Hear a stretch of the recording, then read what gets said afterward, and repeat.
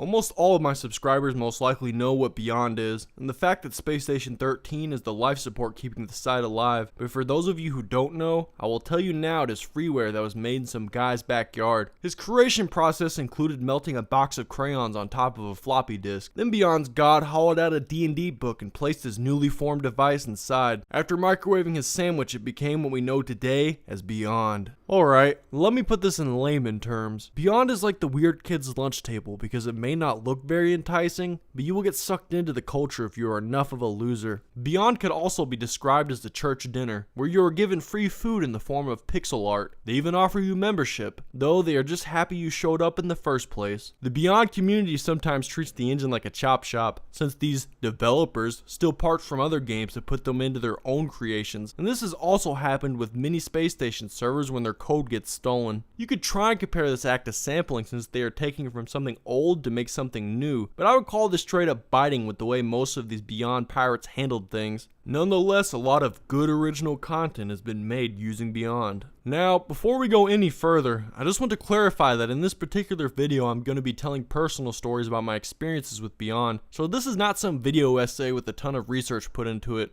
But if you're a true fan of my videos, then you already knew that. My journey into the great BYOND began in 2006, I believe. I was probably 9 or 10 years old when my brother introduced me to free crack. Now keep in mind this was some of the lowest quality crack you could ever find, but it was free. The first game I played on BYOND was called Chow Chatters. It is actually pronounced KO Chatters, I think, but I was a retarded kid that didn't know any better, so I will continue to call it that. Everybody loves to talk about how niche Space Station 13 is. However, the size of this game's community is a small farm of weirdos compared to a town of mentally unstable spacemen. This Jake the Hedgehog honestly may have been me because Jake's my name and I was stupid enough to put the twice in my Sonic clone name. 20 people was considered high population for this game, and there was usually only one server up. The gameplay was just standing around staring at other players' icons, as they used to call them. If you haven't figured it out by now, then let me tell you that this was a Sonic-based game. So yes, when I was a young boy, I was a Sonic fag and didn't even know it. Well, I never wanted to fuck Sonic, I just wanted to be Sonic. This form of degeneracy was a few inches of animal dick away from furry shit. The most sexual thing I saw in Chow Chatters was nothing Sonic related, thankfully. Instead, it was a player whose icon was a detailed penis that walked on its balls. This may have traumatized me a little bit because damn it was some realistic animation. This masterpiece was your basic chat room type game. The best part about it was building Sonic cities and such. Then the role playing. Oh god. Of course there was the typical anime fight scene role plays featuring hedgehog recolors, though it got weirder in the family RPs. I ain't talking about incest. I'm talking about motherfuckers playing house. And yes, I got in on that lame shit as a kid. I was either a hardworking 9-to-5 Sonic man, or a Sonic kid that just takes shits in sandboxes. This is why you should make your kids go outside so that they can become Sonic in real life and not on a game. Some people were really good with sprite art, but not me. I made this gray Sonic kid, and all I did was draw a really shitty looking small blocky body attached to a Sonic head, and the walking animation was South Park status. Thankfully, my Sonic phase did not last very long. From ages 11 to 14, I was playing cool games like Dragon Ball Z role-playing and Cow RP. I know most of these titles are sounding like small market fetish games, and they probably are, but bear with me on this. It was a medieval role-playing game where you were cows, and that's about it. Though it was another city-building game with role-playing, so it was a better version of that Sonic trash I used to play. My worst memory from it was when this admin made a motel called the Shaggin' Shack, and he role-played as a ghost cow that raped people through text.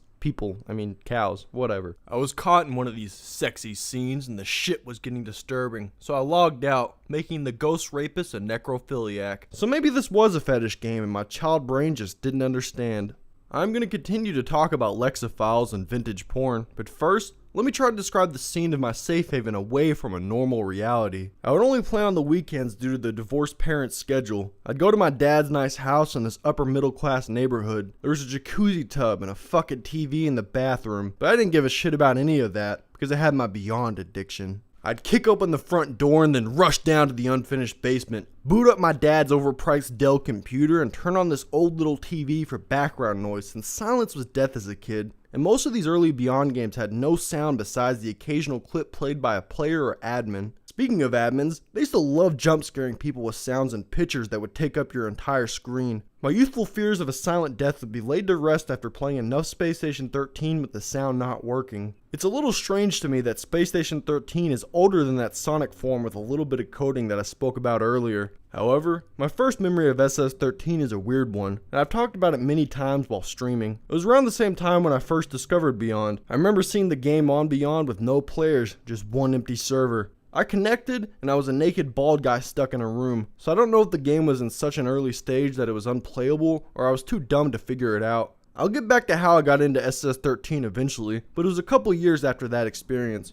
There was tons of cool games on this site, like a Resident Evil one, and this other zombie game called Dead and Walking, which is what inspired hit shows such as The Walking Dead and Dead Rising 2. Then in this other game you tried to survive hurricanes and other natural disasters. It was fun and felt exclusive since it was barely ever hosted. Then there are the anime games that make up more than 95% of the site. I'm not really an anime guy. I only ever got into Dragon Ball Z personally, so that's all I ever really played. As much as I used to love those games, fuck them for real. They certainly match the DBZ style of non-stop training and bloated storytelling. Some servers even allowed players to pay to make their characters more powerful. And this was before the days of pay to win, so these pioneers were on to something. This made the gameplay really unbalanced, and oh god, killing someone was a real process. It turned into a creative writing class because you had to type out an essay describing how you killed them, and half the time it was never good enough, so the admins would tell me, "Not good enough, so he lives." These types of games are still doing well, I believe, though the ones I played are Dragon Ball Finale and Phoenix. If anybody remembers playing those, let me know. Surprisingly, a lot of these obscure fan-made games almost got in legal trouble with Funimation since people were profiting from what I assume was PayPal microtransactions. This post on the Beyond forum sums up the situation. What happened from my recollection was the games went down for a while but then came back up under different names that did not have Dragon Ball in the title. Then they changed all the names of the races and attacks to generic stuff that I can't remember. Some servers were so scared that they would ban you if you even mentioned anything DBZ related. Another game I remember was the kiddie pool sized sinkhole known as RP Engine. There were many different servers that mostly consisted of erotic roleplay where guys pretended to be women. It was all text-based besides people uploading pictures of their characters, so I really hated this boring shit as a kid, but also because it was filled with niche groups that hated new players. Or maybe I was awful at roleplaying. Nah, that can't be true. I had solid character building skills. Why, one time I named myself Pee Wee Herman and started role-playing that I was shoving the entire world's population up my ass. Perhaps this was considered power gaming. I don't know. I was quickly banned for whatever reason. There was even a Harry Potter game, but I would always get quickly banned from it for making lame jokes about polishing wands and other things that pissed off the Wizard 101 fandom.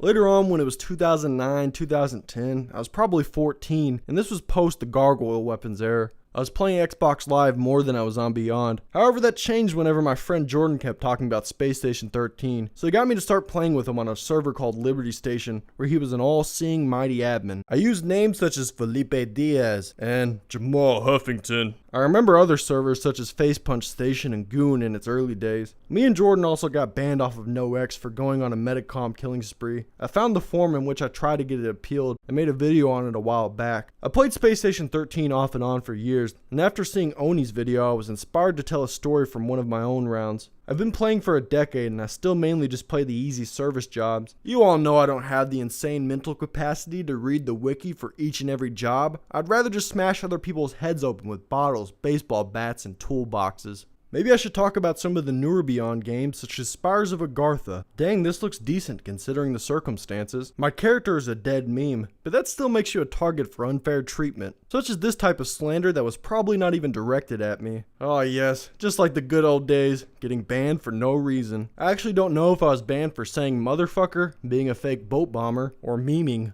Either way, fuck this game. Even though I did not play it, I can tell it is the worst one on the site. I bet this based online game is way better. Oh, it's Naruto based. Cool. This one person who represents about a tenth of the community was very helpful. These types of games look even worse now than they did before due to large monitors stretching out these beyond tight assholes. Lots of trees and running. That is all I gathered from this less than 5-minute playthrough. Time to move on. What about Heroes United? That can't be anime related, right? Oh, these fucking sneaky bastards. I don't blame them since they are probably hiding from the Funimation lawyers. Well damn, their community is divided in two, yet this server has their optimistic player limit of 500 visible for all to see. In this game, you don't start from the bottom as a no-name scrub. Right from the start, you can be Goku, or the worst version of Goku. Man, seeing these sparkly Vikings train really makes me feel nostalgic and Nordic. Plus, this treadmill limousine is a fantastic piece of training equipment, and these sound effects make me want to be in a wood panel basement listening to jazz records on an Atari.